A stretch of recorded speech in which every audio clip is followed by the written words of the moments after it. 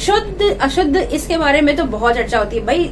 हम तो शुद्ध गरीब हैं या तो हम शुद्ध देहाती आदमी। यहाँ इस टाइप के शुद्ध की बात नहीं करने वाली हूँ मैं बात करने वाली हूँ कि हमारे आसपास के जितने पदार्थ हैं वो कितने शुद्ध हैं। जैसे कि आपका शुद्ध देशी घी, जी नहीं, शुद्ध देशी घी भी शुद्ध नहीं होता। असल में हम यहाँ बात करने वाले हैं पदार्थ की। जी हाँ, ये है 9th क्लास का चैप्टर 2।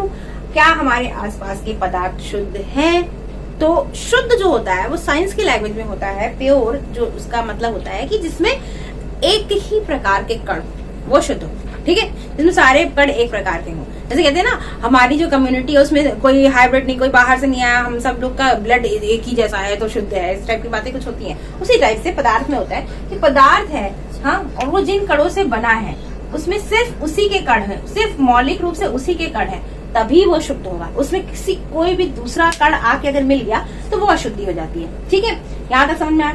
अब ये जो शुद्ध पदार्थ है, इसका मतलब है कि शुद्ध इसलिए पूछा गया, क्या शुद्ध है, इसका मतलब कुछ ना कुछ तो इम्प्योरिटीज भी होगी। और जिस हिसाब से इम्प्योरिटी होती है, जिस प्रकार से अशुद्धता होती है, अशुद्धता मतलब उस पदार्थ में बाहर से किसी पदार्थ का कण आके ऐड हो गया है। अब अगर वो ऐड हो गया है तो उसी में जैसे जिस प्रकार से वो दोनों मिलते जुलते हैं उस तरह से अलग अलग तरह से उनका मिश्रण या विलयन या जो भी है वो बनता है। तो उसके बारे में हम यहाँ पढ़ेंगे। ठीक है, तो सबसे पहले देखिए यहाँ पर दिया हुआ है मिश्रण। मिश्रण क्या है कि मिश्रण दो तरीके का होता है, समांगी मिश्रण और विषमांगी मिश्रण। देखो मिश्रण में क्या होता है कि कुछ भी उठाया हमने, 1 2 3 4 चीजें उठाई, मिला दी तो वो मिश्रण हो गया, है ना। जैसे कि आपने चाय बनानी है, पतीला रखा, उसमें चीनी, चाय पत्ती, ये सब सारी चीजें डाली और वो हो गया एक मिश्रण। ठीक है, लेकिन उस मिश्रण में, मिश्रण मतलब समझ गए ना, कई सारी चीजें, हमने लोहा लिया, उसमें कॉपर मिलाया, बन गया मिश्रण। ठीक है, तो उसमें होता है कि आप उसको एक निश्चित रेशियो मिला रहे हैं या अनिश्चित रेशियो मिला रहे हैं। ठीक है, वो उसमें घुल पा रहा है कि नहीं घुल पा रहा है। जैसे आपकी क्लास में बॉयज हैं, गर्ल्स हैं, मिला दिया, मिला के बैठा दिया, वो भी एक मिश्रण है। तो लेकिन वो एक दूसरे में घुल तो नहीं गया ना, समझ में आ रहा है, जहां जहां कोई बॉय बैठा वहां समझ में आता है, जहां जहां कोई गर्ल बैठी वहां समझ में आता है। ठीक, मिश्रण है। तो इस बेसिस पे कि उनका मिश्रण बनने के बाद क्या कैरेक्टर है, उस हिसाब से मिश्रण दो प्रकार के होते हैं, समांगी और एक विषमांगी। अब समांगी मिश्रण क्या होते हैं? समांगी मिश्रण वो होते हैं जो एक दूसरे में बहुत अच्छे से घुल जाते हैं। ठीक है, जैसे नमक घोलिएगा पानी में तो बहुत अच्छे से पूरा एक समान मिल जाएगा। आप 1 चम्मच पानी पियोगे तो भी उतना ही सॉल्टी लगेगा जितना पूरा ग्लास लगेगा।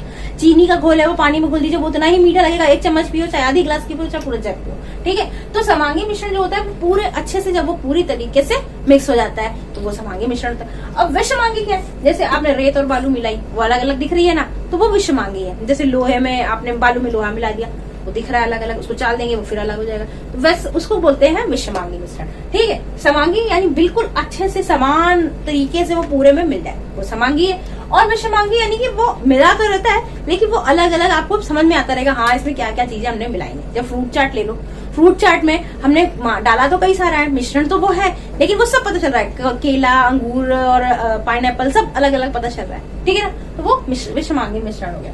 अच्छा, अब चलते हैं हम विलयन पे। विलयन क्या होता है? लिक्विड है तो वो लिक्विड फॉर्म में जो होता है उसको हम विलयन कहते हैं। अब विलयन में क्या है? विलयन दो चीजों से मिलकर बनता है, विलायक और विलेय। ऑब्वियस सी बात है, विलयन मतलब कोई एक आपको सोल्यूशन, कोई बेस होगा और उसमें कोई चीज घुलाई जाएगी। ठीक, तो एक ये जो कि बेस है आपके पास, जिसकी क्वांटिटी ज्यादा होती है, जैसे पानी है तो विलायक है। ठीक, अब इसमें आप चीनी घोल रहे हैं या नमक घोल रहे हैं तो वो क्या है? विलेय है। विलेय यानी जो घोलेंगे आप। ठीक है, और इन्हीं दोनों से हमारा क्या बनता है? विलयन। अब विलयन की क्या क्वालिटी होती है कि विलयन में जो घुले हुए हैं मॉलिक्यूल, उनका साइज बहुत ही छोटा होता है। ऐसा नहीं है कि आप उसको छानेंगे तो छन्नी में आके रुक जाएगा, चीनी रुक जाएगी, पानी अलग हो जाएगा, या नमक रुक जाएगा, पानी अलग हो जाएगा। नहीं, वो घुल गया तो घुल गया। ठीक, उसमें आप लाइट डालेंगे तो लाइट की जो किरणें हैं वो इधर उधर से निकलेंगी नहीं, वो इतने छोटे कण होते हैं कि वो सीधा सीधा निकल जाती है। अच्छा, उसके बाद उसके कण का नाप है 1 nm, नैनोमीटर। नैनोमीटर मतलब अभी कितना नैनोमीटर होता है? ये मीटर का 9वां भाग होता है, 1 मीटर का 9वां भाग होता है जो ये है नैनोमीटर। ठीक, अच्छा, विलयन में भी ना कई स्टेज होती है, जिस हिसाब से आप इसको घोलते हो। जैसे कहते हैं ना, जितना घोलोगे, जितना चीनी डालोगे, जितना गुड़ डालोगे उतना ही मीठा होगा। तो उसी तरह से जितना हम घोलते हैं, ठीक है, उस हिसाब से उसका विलयन का स्टेज होता है। ठीक, जैसे कि क्या है, एक पानी में आपने 1 चम्मच चीनी डाल दी, वो घुल गई, ठीक है। उसके बाद फिर आपने 1 चम्मच डाली, फिर वो घुल गई। इसका मतलब वो किस अवस्था में थी, इससे पहले वो किस अवस्था में था, असंतृप्त, यानी वो भी तो पूरी तरह से संतृप्त नहीं हुआ था। ठीक, जब तक आप उस विलयन में चीनी डाल रहे हो और वो विलायक में, और वो घुलता जा रहा है, घुलता जा रहा है, घुलता जा रहा है, इसका मतलब अभी तक वो असंतृप्त कंडीशन है। ठीक है, एक स्टेज ऐसी आएगी कि ठंडा पानी है, उसमें आप डालोगे तो वो नहीं घुलेगा, नीचे बैठ जाएगा। अभी भी अगर आप पानी को थोड़ा सा गर्म कर दोगे और फिर वो चीनी डालोगे, फिर थोड़ी सी और घुल जाएगी, लेकिन अब गर्म करने के बाद भी वो नहीं घुलेगी। तो जब वो चीनी घुलना बंद हो जाएगी, उस स्टेज को हम बोलते हैं संतृप्त विलयन। तब आपका विलयन कैसा हो गया, संतृप्त हो गया। और जब तक चीनी घुलती रहती है, घुलती रहती है, घुलती रहती है, तब तक वो कैसा विलयन रहता है, असंतृप्त विलयन। ठीक है, तो हमने यहाँ विलयन के 2 प्रकार भी देख लिए, एक संतृप्त विलयन और एक असंतृप्त। असंतृप्त मतलब जब तक उस विलायक में विलेय के घुलने की संभावना है तब तक वो असंतृप्त होगा, और जब उसमें पूरी तरह से घुल जाएगा और अब आप एक भी कण डालोगे तो वो घुलने की संभावना नहीं रह गई, तब वो संतृप्त हो जाएगा। मतलब बस भैया अब हो गया मेरा। जैसे इसमें होता क्या है कि जो पानी है, पानी में क्या है, कण ही तो है, पानी में H2O के कण ही तो है, और वो जो चीनी आ रही है वो कहाँ बैठ रही है, इन कणों के बीच में जो जगह है। ठीक है, इन कणों के बीच में अब धीरे धीरे वो आती जाएगी, बैठती जाएगी, जब तक जगह होगी, और जब जगह खत्म हो जाएगी तो फिर वो नई चीनी आएगी, तो भैया अब वैकेंसी फुल हो चुकी है, अब हम नहीं बिठा सकते तुमको, अब निकल लो तुम पतली गली से। तो फिर तब हो जाता है वो असंतृप्त से संतृप्त अवस्था। ठीक है, यहाँ तक समझ में आया। अब विलयन की सांद्रता अगर आपको कैलकुलेट करनी है कि विलयन की सांद्रता मतलब कितना उसमें विलायक, कितना परसेंटेज आपने विलेय मिलाया हुआ है, तो ये सांद्रता हम कैलकुलेट करेंगे 3 तरीके से। कैसा, द्रव्यमान या विलयन के द्रव्यमान का परसेंटेज आपको निकालना होगा। तो आप क्या करेंगे, विलेय पदार्थ का द्रव्यमान लीजिए, जो विलेय आपने घोला है उसका आप अमाउंट लीजिए, कितना आपने, आपके टोटल जो विलयन है उसके द्रव्यमान का परसेंटेज निकाल लीजिए, इंटू 100 कर दीजिए। या अगर द्रव्यमान और विलयन के आयतन का परसेंटेज निकालना है तो क्या करना होगा, तभी विलेय पदार्थ का द्रव्यमान ले लीजिए और विलयन का आयतन ले लीजिए, फिर मल्टीप्लाई कर दीजिए 100 से, हो गया। अगर विलयन के आयतन का प्रतिशत निकालना है तब भी विलेय के का आयतन लिखिए और विलयन का आयतन लिखिए और 100 से मल्टीप्लाई कर दीजिए। ठीक है, यानी कि तीनों कंडीशन में आपने ये देखा है कि विलेय का जो द्रव्यमान है या विलेय का जो आयतन है, जब द्रव्यमान कैलकुलेट करना है तो द्रव्यमान, और आयतन कैलकुलेट करना है तो आयतन लेके, और टोटल जो विलयन का बन रहा है, विलयन का कैसे बनता है, विलेय और विलायक दोनों को जोड़ दीजिएगा तभी विलयन का बनेगा। टोटल का नीचे लिख दीजिए, 100 से मल्टीप्लाई कर दीजिए। यानी कि आपको जैसे मान लीजिए क्लास टेस्ट में मिले हैं 9 मार्क्स, अब ये कितने परसेंट है, तो 10 में से 9 मिले हैं, इनको 100 से मल्टीप्लाई कर दो, ऐसे ही तो परसेंटेज आता है। वैसे ही विलेय की कितनी मात्रा है टोटल विलयन में, उसको ऊपर नीचे रख के 100 से मल्टीप्लाई कर देंगे तो उसका परसेंटेज आ जाएगा। ठीक है, अब हम उसमें आगे चलते हैं तो हमें क्या मिलता है, मिश्रण में एक निलंबन मिलता है। निलंबन भी एक तरह का सोल्यूशन है। तो निलंबन क्या होता है, ये एक विषमांगी विलयन है। विषमांगी हमने पढ़ा था ना, विषमांगी है। विषमांगी मतलब इसके कण बड़े बड़े होते हैं और ये अच्छे से घुले नहीं होते हैं।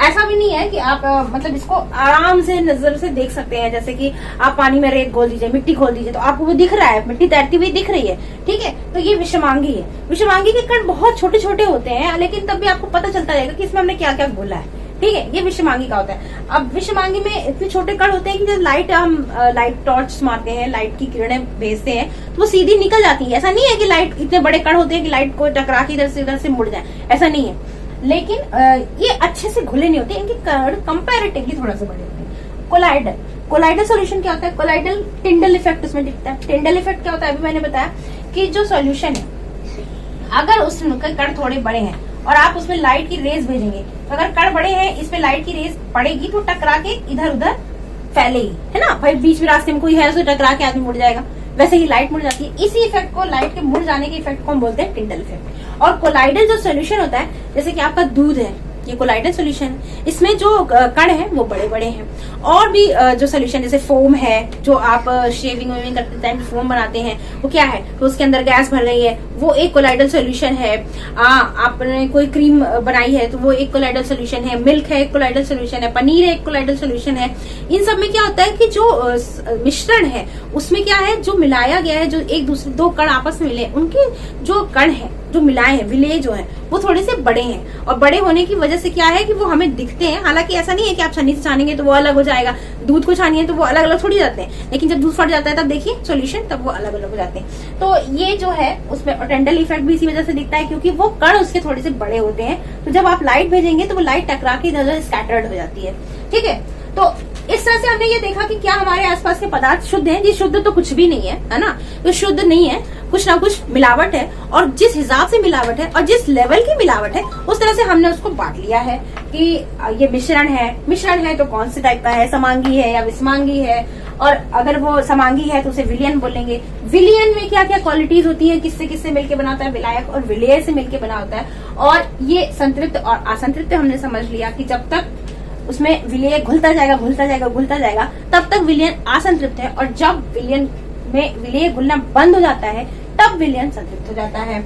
अच्छा, उसका हमने सांद्रता कैलकुलेट करने के भी कई तरीके देखे।